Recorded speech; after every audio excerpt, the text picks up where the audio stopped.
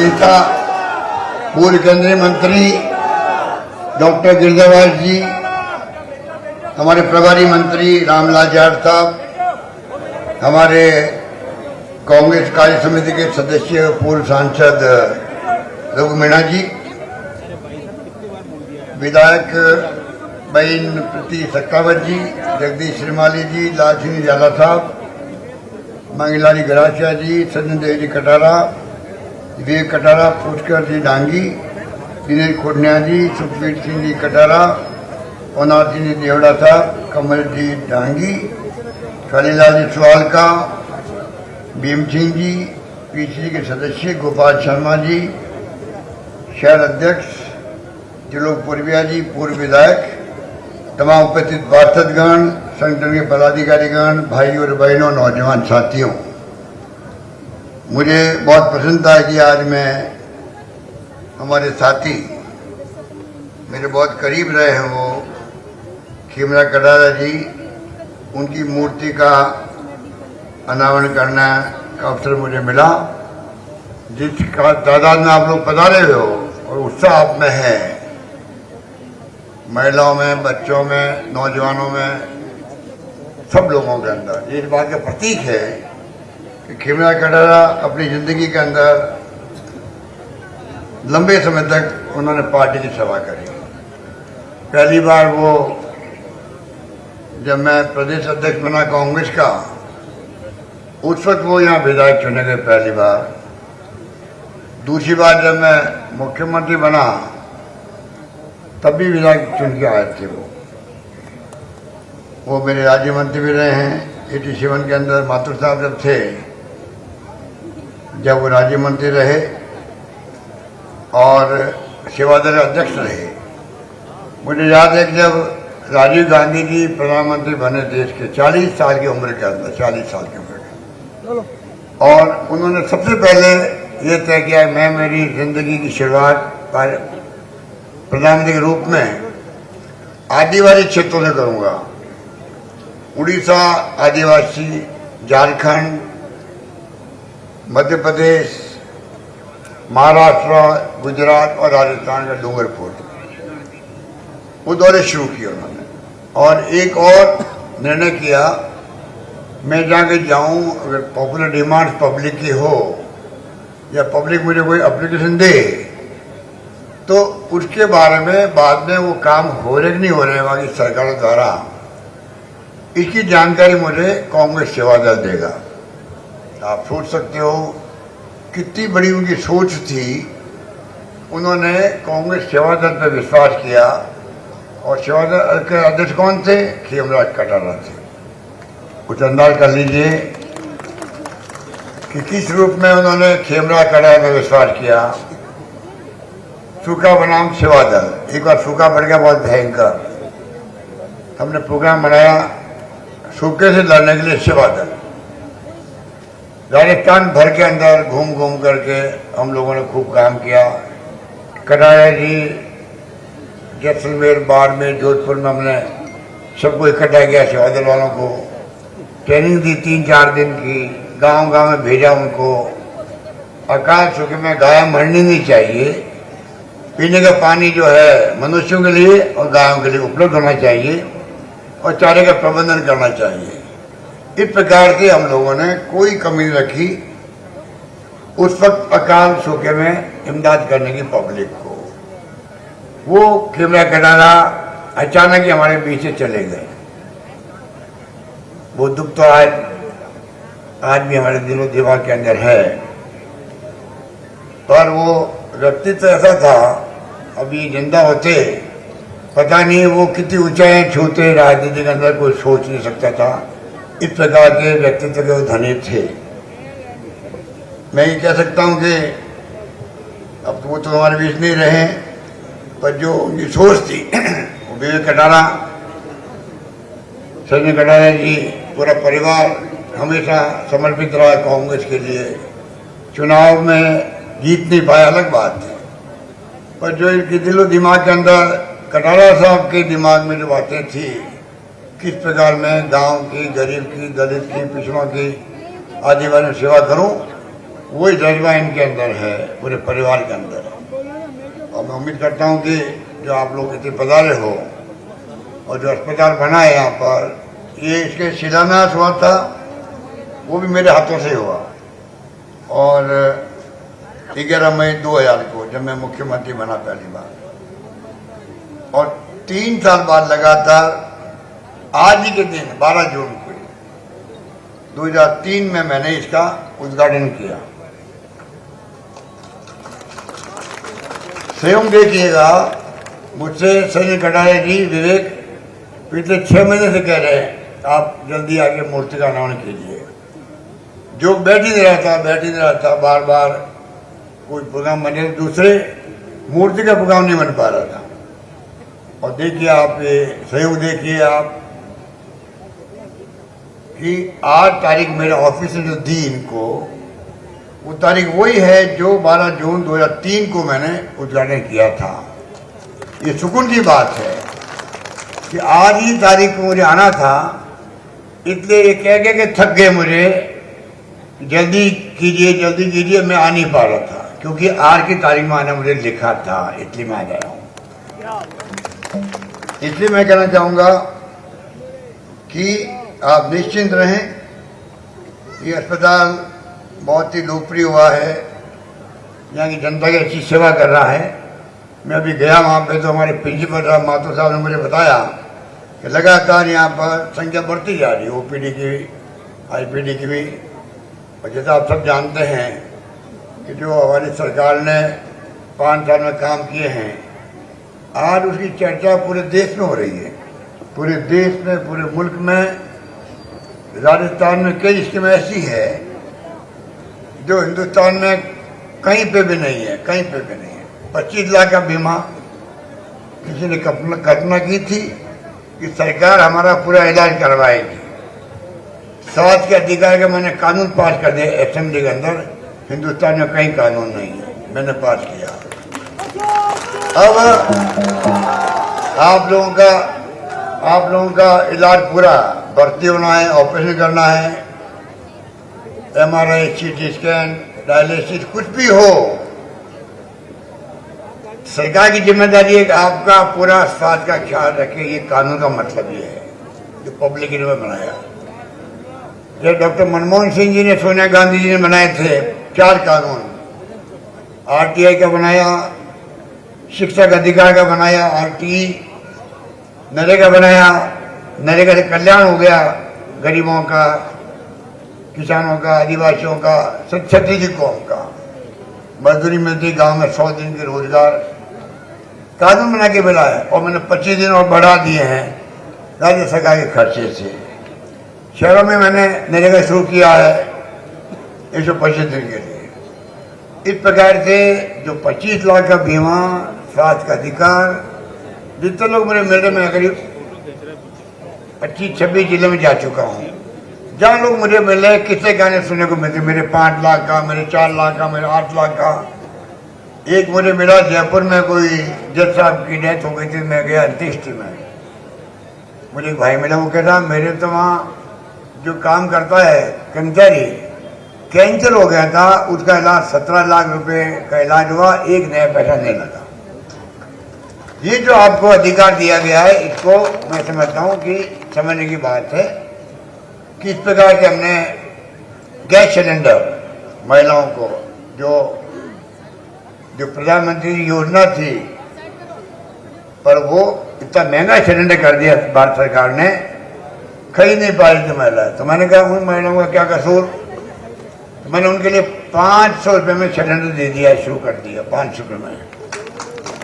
और अभी देखा आपने 5-6 दिन पहले मैंने 14 लाख महिलाओं को तो एक बटन दबाया, सबके खाते में 640 रुपये चले गए, सबके खाते में चले गए पैसे।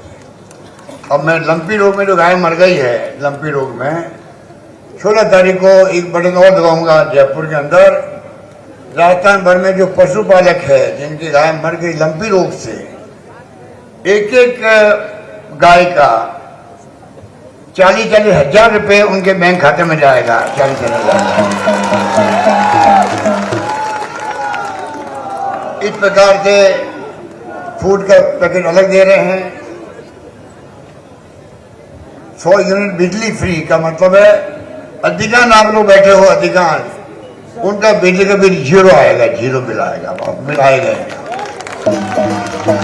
किसानों के लिए भाई डिस्टर्ब मत करो, किसानों के लिए 2000 यूनिट फ्री कुओं के लिए। आप सोच सकते हो कि इस प्रकार से कामधेनु योजना, लंपी रोग गाय का 40,000 रुपये मर गई, इसलिए आगे के लिए पशुपालकों को 2 गायों का या भैंस भी हो तो चलेगा, उनका बीमा किया गया है 3000 करोड़ से। प्रत्येक परिवार में 2 गायों का बीमा। अगर वो मर गई, आगे नई गाय खरीद सके, वो एक गाय का 40-40 हजार का बीमा मैंने करवा दिया है पशुपालकों के लिए। इस प्रकार से हमने जो कदम उठाए हैं, अनेकों कदम उठाए। 10 कदम में जो महंगाई राहत शिविर लग रहे हैं, उसमें इतना रिलीफ मिला लोगों को। मैं सब जाके मिलता हूँ, बात करता हूँ, लोग बहुत खुश हैं। इस प्रकार से एक के बाद एक स्कीम, पानी की योजना, घर घर नल पहुंचेगा आपका। 45% पैसा देती है केंद्र सरकार, 55% पैसा हम दे रहे हैं उस योजना के लिए। गांव वाले इकट्ठा करने की बात की थी सरकार ने, भारत सरकार ने, हमने कहा नहीं, पहले से महंगाई की मार बहुत भयंकर है। 10% पैसा जो गांव वालों इकट्ठा करना था पब्लिक से, वो पैसा स्टेट गवर्नमेंट खर्च करेगी, गांव वालों से पैसा नहीं लेगी, हमने फैसला किया है। इस प्रकार से वो योजना बहुत बड़ी चल रही है।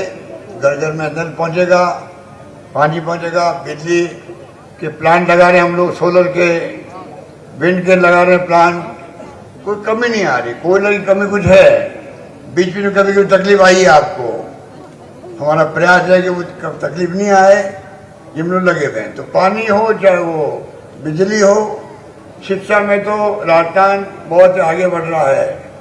आईटी में नंबर 1 है देश के अंदर, राजस्थान आईटी के अंदर नंबर 1 पहुंच गए हम लोग। और शिक्षा में IIT, IIM, triple IT, AIIMS Jodhpur के अंदर, आयुर्वेद यूनिवर्सिटी, लॉ यूनिवर्सिटी, कृषि विश्वविद्यालय 3-4 बन गए राजस्थान के अंदर। पहली बार मैं मुख्यमंत्री बना आपके आशीर्वाद से, जब खेमरा कटारा मेरे साथ थे। उस वक्त में 6 विश्वविद्यालय थे राजस्थान में, 6 सिर्फ। आज 90 विश्वविद्यालय राजस्थान में खुल चुके हैं, 90 विश्वविद्यालय खुल चुके हैं। इस प्रकार से शिक्षा में हम बहुत आगे बढ़ रहे हैं। कॉलेज ये 76 साल में खुली थी 250, और मैंने 5 साल में खोल दी 300 कॉलेज खोल दिए, 3 कॉलेज खोल दिए। 130 कॉलेज तो गर्ल्स की है, लड़कियों की है। लड़कियों की शिक्षा को तवज्जो मिलनी चाहिए। तो मैंने कहा है जिस स्कूल में 500 लड़की आ जाएगी, वहाँ पे उसको कॉलेज में बदल दिया जाएगा उस स्कूल को। ये भी मैंने घोषणा कर रखी है। इस प्रकार से एक के बाद एक घोषणा हुई है। शिक्षा में हम बहुत आगे बढ़े हैं। अनुपति योजना में बच्चों को जो पैसे वाले नहीं हैं, वो कम्पीट कैसे करेंगे पैसे वालों से? वो कोचिंग करते हैं, कोचिंग की फीस 50,000, 1,25,000 होती है। उन गरीब बच्चों को, मिडिल क्लास के लोगों को हमने कहा 30,000 बच्चों को कोचिंग हम करवा रहे हैं, जिससे कि बराबर के मुकाबले में आ सके, वो पैसे वालों के साथ में भी कम्पीट कर सके और अच्छी नौकरी प्राप्त कर सके। स्कूटी दे रहे हैं काली भाई भील के नाम से, 30,000 स्कूटी दे रहे हैं बच्चों को, लड़कियों को, अलग योजना है। सोशल सिक्योरिटी में 1 करोड़ लोगों को मैं पेंशन दे रहा हूँ, बुजुर्गों को, महिलाओं को, पुरुषों को। ज़्यादा बुजुर्ग है तो 1,500 रुपये, वरना 1,000 रुपये। विधवाओं को, निसर्जनों को 750 और 500 रुपये थी। इस बार मैंने घोषणा कर दी है सबको कम से कम 1,000 रुपये पेंशन मिलेगी, नंबर 1। नंबर 2, हर साल बिना मांगे हुए 15% की बढ़ोतरी होती जाएगी, हर साल बढ़ती जाएगी। इस प्रकार से हमने फैसला किया है। 1 करोड़ लोगों को दे रहे हैं, ये सोशल सिक्योरिटी है। मैंने प्रधानमंत्री जी को कहा है पूरे मुल्क में आप कानून पास करो, मनमोहन सिंह जी की तरह, सोनिया गांधी की तरह, कि हम लोग right to social security act लाओ।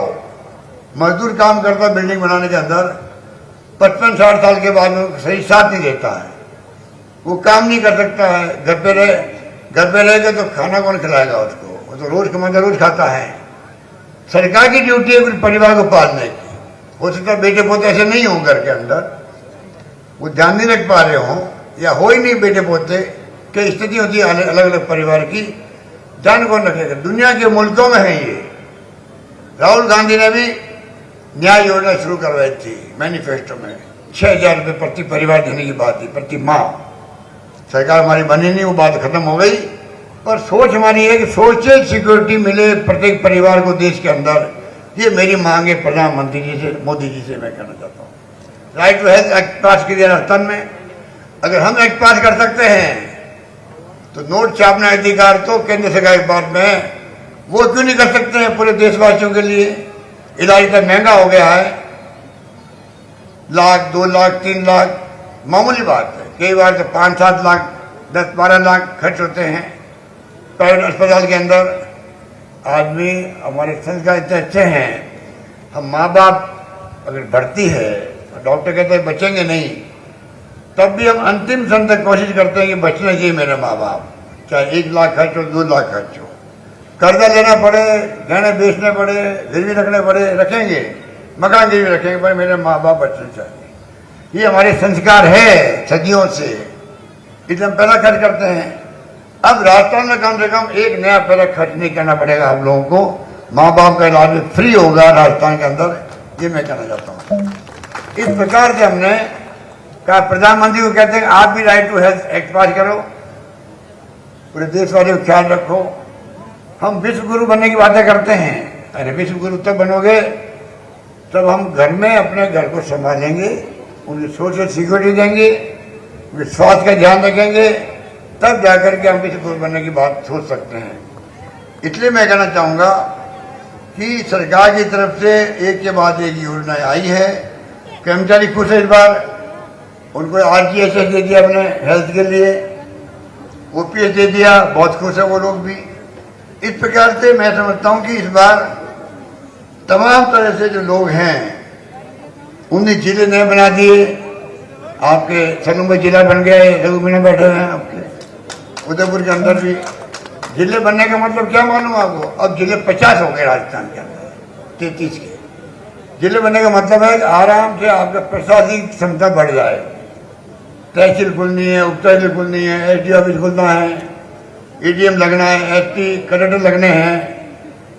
एरिया कम होगा तो ज़्यादा अच्छे ढंग से वो प्रशासन, पुलिस हो या जिला प्रशासन हो, वो काम कर पाएंगे। इस प्रकार से हमने सोच समझ करके इतना बड़ा कदम उठाया है। और मैंने तो कह रखा था, ये तो आपने जिताया नहीं विवेक को, वरना विवेक की गिनती उसमें आती। मैंने कह रखा था MLAs को, तुम लोग मांगते मांगते थक जाओगे, मैं देते देते थकूंगा। उसी ढंग से हमने सबका ध्यान रखा, उसी ढंग से सबका ध्यान रखा। जो मांगा, कॉलेज मांगी तो कॉलेज दे दी, तहसील मांगी तहसील दे दी, जो मांगा वो मैंने दिया है। इस प्रकार से राजस्थान के चौमुखी विकास हुआ है। और राजस्थान आज मैं समझता हूँ कि राजस्थान चर्चा में आ गया पूरे देश के अंदर।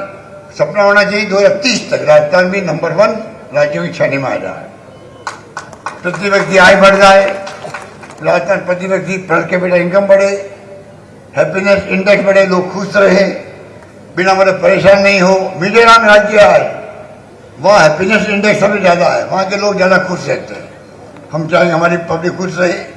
कोरोना के अंदर हमने शानदार काम किया, हिंदुस्तान में नाम हो गया राजस्थान का। बिरौड़ा मॉडल दुनिया भर में पहुँच गया, WHO में पहुँच गया। एक व्यक्ति को ऑक्सीजन की कमी से नहीं मरने दिया राजस्थान में। मैंने कहा कोई भूखा नहीं सोना चाहिए था। मैं आप सबको धन्यवाद दूंगा, पब्लिक को, धर्मगुरुओं को, एक्टिविस्ट को, पॉलिटिकल कार्यकर्ताओं को। वास्तव में आपने एक दूसरे की मदद करी, कोई भूखा नहीं सोया राजस्थान के अंदर। इस बात का हमें गर्व होना चाहिए। संकट की घड़ी में सब जनता एकजुट हो गई, घर में बंद थे सब लोग, लॉकडाउन लग गया था। मैंने ढूंढ कर ठेले वालों को, ठेले बंद हो गए, कौन खरीदे, बंद पड़े लोग। तो कलाकारों को कला कौन सुने, कलाकार तो लोग तो बंद पड़े घरों में। कई लोग ऐसे होते हैं लाभारी जो जन पैसे में सो जाते हैं, रात को कहीं जाके सो जाते हैं। ढूंढ ढूंढ के मैंने 32 लाख लोगों को 5,500 रुपये, 1,000 रुपये 4 बार, एक बार 1500 रुपये भेजे मैंने उनके खाते के अंदर। खाते खुलवा के भेजा मैंने उनके पास में पैसा कलेक्टर के थ्रू, कि राजस्थान में जनता तकलीफ नहीं पाए, क्योंकि इतनी बड़ी भयंकर महामारी आ गई, विश्वव्यापी महामारी थी वो, दुनिया भर में कितने लाखों लोग मर गए। तो कहने का मतलब कि आपके आशीर्वाद से मुझे मौका मिला, मैंने कोई कमी रखी नहीं, उसी रूप में मैंने तमाम योजनाएं आपके लिए बनाई हैं। और मैं उम्मीद करता हूं कि आने वाले वक्त के अंदर भी हम लोग सब मिलकर के, क्योंकि इनका इतिहास बहुत खराब है बीजेपी वाले। जैसे मैं आया यहाँ पर अस्पताल में शिलान्यास करने आया, यहाँ पर काले झंडे दिखाए गए मुझे, यहाँ पर काले झंडे दिखाए।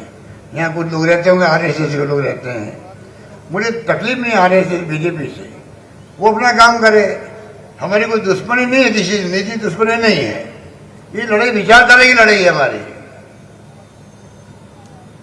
उनकी विचारधारा उनको मुबारक हो, हमारी विचारधारा है देश हित की है, देश एक रहे, अखंड रहे, जिसके लिए इंदिरा गांधी ने जान दी थी। प्रधानमंत्री पद पर रहते हुए उन्हें सीना छलनी कर दिया, पर देश को एक रखा, अखंड रखा, खालिस्तान नहीं बनने दिया उन्होंने। पाकिस्तान के 2 टुकड़े कर दिए, बांग्लादेश बना दिया, 95 हजार पाकिस्तान के जनरल, कर्नल, मेजर सब सैनिकों के हथियार सहित सरेंडर करवा दिए हमारी फौजों ने। वो इंदिरा गांधी थी, वो शहीद हो गए देश के लिए, राजीव गांधी शहीद हो गए, वो विचारधारा कांग्रेस की है इसलिए शहीद हो गए। वो शहीद होना मंजूर किया, लोग जेलों में बंद रहे आजादी के वक्त में, लाठियां खाई, गोलियां खाई, फांसी के फंदे में चढ़े। ये बीजेपी वाला पूछो, आपने अपनी उंगली कटाई है क्या आजादी की जंग के अंदर? उंगली नहीं कटाई लोगों ने, बताइए आप। ये वो लोग हैं और यहाँ आके विरोध कर रहे हैं कि आपने क्यों शिलान्यास क्यों कर रहे हो आप? अरे कमाल है, आपको सुविधा देने के लिए कर रहे हैं। यहाँ कोई थोड़ी पूछे आप RSS को, कांग्रेस को, किस पार्टी की हो। जो घुस गया अस्पताल में उस सबकी सेवा होगी, सबका इलाज होगा, उसमें ऐतराज करने का कारण क्या बताइए? बिना कारण के लोग, ये इस प्रकार की इनकी फितरत है, इस प्रकार से काम रोकने की। अभी जब मूर्ति का कल परसों में न्यूज पड़ी जयपुर के अंदर, उसका विरोध कर रहे हैं। अरे भैया कर क्या रहे हो तुम लोग? आश्वासन कर रहे हो तुम लोग दिल्ली के अंदर, और तब भी तुम्हें लगता नहीं है कि लोग क्या सोचेंगे हमारे बारे में। और मुझे शिकायत नहीं, वसुंधरा राजे से शिकायत है मुझे। मैं जब मुख्यमंत्री बनता हूं, मैं उनका काम कोई नहीं रोकता हूं, तो पब्लिक के काम होते हैं। एक योजना 13 जिले की राजस्थान में ERCP पानी की, मैं बार बार मांग कर रहा हूँ प्रधानमंत्री से, राष्ट्रीय परियोजना घोषित करो। मैं आगे बढ़ा रहा हूँ, उसको 13,000 करोड़ रुपये लगा रहा हूँ मैं। और वसुंधरा जी आती है, रिफाइनरी रोक दी 55 बाड़मेर के अंदर, उसकी कीमत थी 38,000 करोड़, आज वो हो गई है 72,000 करोड़, उसकी कीमत बढ़ गई है, बताइए आप। और तो और ये बातें करते हैं जैसे हम तो हिंदू हैं ही नहीं, हिंदू ही लोग हैं। आप बताइए आप कि किस प्रकार से इन्होंने जो रोके हैं। केदारनाथ, बद्रीनाथ में लोग बह गए थे, लोग मालूम है आपको, याद है कितने लोग बह गए थे बेचारे। मैंने उन सबकी नौकरी देने की व्यवस्था करी, हर परिवार को एक नौकरी। और क्या हुआ मालूम है? सरकार बदल गई, वसुंधरा आ गई, स्कीम बंद कर दी, और 15-20 लोगों की नौकरी लग गई थी, उनको नौकरी निकाल दिया। बताइए आप। गायों के लिए मैंने पहला व्यक्ति हूं मैं जिसने गायों का अलग से सरकार में निदेशालय बना दिया। फिर इन्होंने विभाग नाम रख दिया उसका, और 5 साल में सिर्फ 500 करोड़ रुपए दिए गौशालाओं को, और मैंने दिए 5 साल में भी 3,000 करोड़ रुपए गौशाला को दिए मैंने, बांटे अभी राजस्थान के सब गौशाला वाले खुश हैं। कितना बड़ा फर्क है। तो कहने का मतलब है कि ये गाय माता की बात करेंगे, हिंदू धर्म की बात करेंगे, अच्छी बात नहीं है। आप राजनीति है, सेवा करो लोगों की, फिर उनका दिल जीतो, लोगों का छत्तीसगढ़ में दिल जीतो, और राजनीति करो, कोई दिक्कत तो नहीं है। इस प्रकार से कई ऐसी स्कीमें थी, ग्रामीण बस सेवा थी, उसको रोक दी। 2 रुपये मैं सब्सिडी दे रहा था पशुपालकों को दूध की, रुपये वो बंद कर दी। इस प्रकार से कई काम ऐसे हैं जो उन्होंने बंद किए थे। हम बंद नहीं करते, हम तो आगे बढ़ाते हैं। इसलिए मैं आपको इतना ही कहना चाहूँगा कि अभी मेरे को कहा है सचिन कटारा ने, विवेक ने कि साहब एक तो आप जो ये अस्पताल है आपका, इसको जो है 2 मांगे रखिए, 12 पाल उप तहसील को तहसील बनाएं। तो मैं घोषणा करता हूँ 12 पाल को उप तहसील को तहसील बना दिया जाएगा। दूसरा, खेमरा खड़ा सैटेलाइट अस्पताल, इनको 100 बेड का मैं घोषणा कर रहा हूँ। 5 करोड़ रुपए सैंक्शन करेंगे, 5 करोड़ रुपए, ऊपर फ्लोर बन जाएगी और 100 की जगह 150 बेड हो जाएंगे। ये मैं घोषणा कर रहा हूँ, आपको सुविधा मिलेगी। आप